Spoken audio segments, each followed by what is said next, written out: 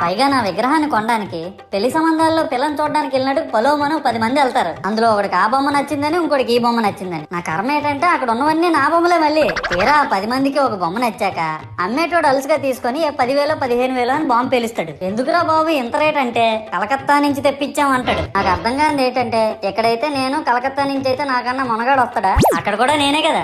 ఇలా నన్ను బజార్లో పెట్టి బేరం ఆడి నా మొహానికి ముసుగేసి వ్యాన్ ఎక్కిస్తారు. ఆ వ్యాన్ డ్రైవర్ గాడు నేనున్నానని కూడా చూడకుండా ఏదో ఆలోచించుకుంటూ డ్రైవ్ చేస్తా గతకల్లో గబ్బి గుబ్బి అని తించేసి నా కాల్లో చెయ్యి ఎరగొట్టేస్తాడు. ఈ విషయం చందాలు ఇచ్చిన చిన్నోళ్ళకి తెలిస్తే మళ్ళీ ఇరిగిపోయిన బొమ్మ పెట్టకూడదని ఏ బొమ్మ రాసి కవర్ చేసేస్తాడు. సరేలే జరిగిందేదో జరిగింది, నా భక్తులే కదా కూల్ బ్రో అని చిల్లయ్యే లోపు నన్ను పందిర్లో పెట్టి ముసుగు తీసి నాకన్నా పొడుగున్నే సౌండ్ బాక్సులు 2 నా చెవులు పక్కన పెట్టి డీజే గణేష్ బ్రో అని చెప్పి నా పాటలను కూని చేస్తారు. సరేలే పిల్లలు కదా ఇప్పుడు కాకపోతే ఎప్పుడు ఎంజాయ్ చేస్తారు, కాసేపట్లో పూజ స్టార్ట్ చేస్తారని వెయిట్ చేస్తా ఉంటే ఆ 5 రూపాయల వ్రతకల్పన బుక్ చూస్తే అది ఎక్కడ